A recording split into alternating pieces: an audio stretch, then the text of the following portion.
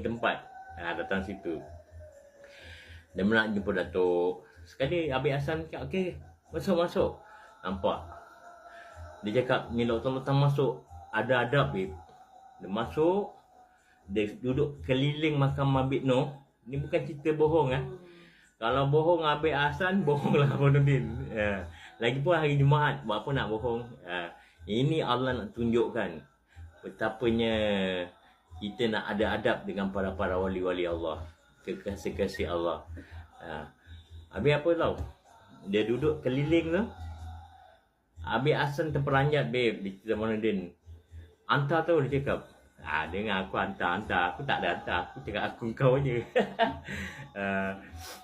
Aku cakap dengan Abid Hassan, saya. Aku tak cakap macam arah hantar ni aku. Lepas tu apa tau? Lepas tu Abid Hassan cakap, lepas tu yang dia terperanjat, loktang tu, 5 loktang, baca surah Fatihah lah, babe. Bismillahirrahmanirrahim. Alhamdulillah. Suara garau, babe, garau. Kalau aku bilang Abid Hassan tahu tak? Sebenarnya loktang ni kan, dorang dalam badan dorang ni semua adalah jin Islam. Nampak? Yang main tau.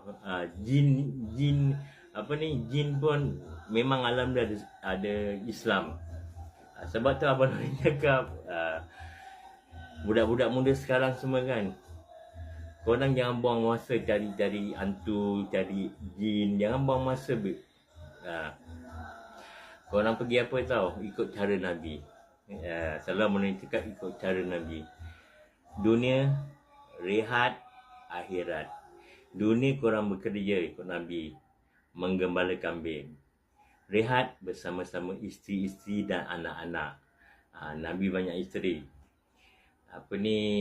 Akhirat, 2/3 malam berzikir, bermunajat dengan Allah. Jangan cari hantu, bermasa 2/3 malam tu, 2 malam ke sampai pagi, itulah cantik Nabi buat.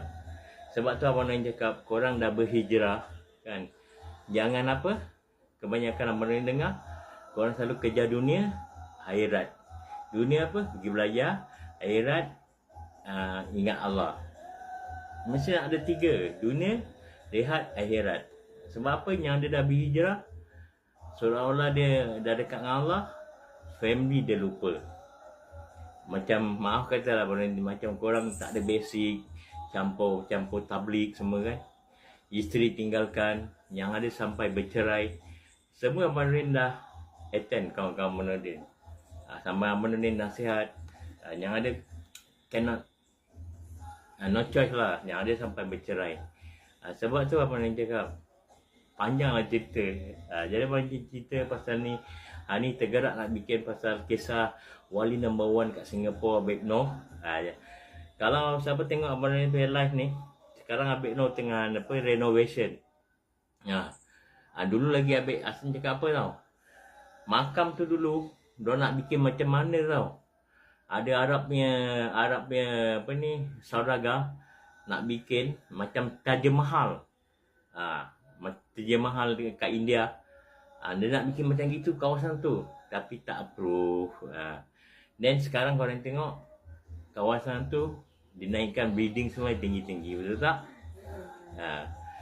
Sebelum ini kasino Singapura naik ni kan, RA ini IR kan nak naik kan, diorang pun try cuba tau nak robohkan makam Abid Noh lagi, tapi dengan izin Allah tak boleh. Lepas tu tengok sekarang orang cantikkan lagi. Okey, lagi sekali Abang Norin cakap, siapa pergi Abid Noh nak tahu sejarah dia, jumpa kawan Abang Norin, Haji Khalid, ada jual buku sejarah Abid Noh. Abang Norin akan tinggalkan kesan ni semua yang bermanfaat, jadi anak-anak cucu kita kat Singapura dah tahu wali number 1 Singapura adalah Abid Noh. Dengan dia punya kadi number 1, belakang makam tu dia punya saudara, Abid Noh punya saudara. And kita punya last time kita punya Menteri Halimah Yacob kan, suami dia adalah keturunan Hala Besi. Okey, kenapa tahu? Ni loktan-loktan semua datang makam Abid Noh. Sebab dulu aku dapat tahu semasa hidup Abid Noh ni kan, zaman dulu kan tak ada entertainment macam-macam kan. Dia suka apa? Dia suka tengok wayang Pek Ji, wayang Cina. Kalau ada wayang Cina, dia orang pertama duduk front row. Ni aku dapat tahu lah. Aku tengok apa dekat YouTube orang cerita-cerita apa semasa hidup dia suka tengok wayang Pek Ji. Okey. Sebab tu abang Norin cakap kan, nak tahu lebih lanjut, pergi makam Abid Noh, jumpa kawan abang Nordin, Haji Khalid, beli sejarah buku Abid Noh kat sana. Okey?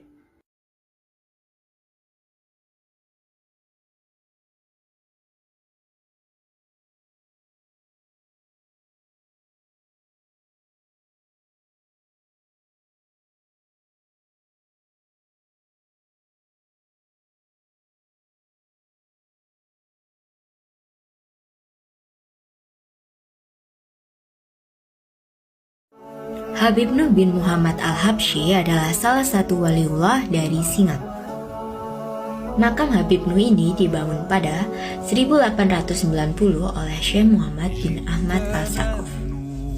Untuk menuju makam, orang harus melalui 49 anak tangga untuk mencapainya.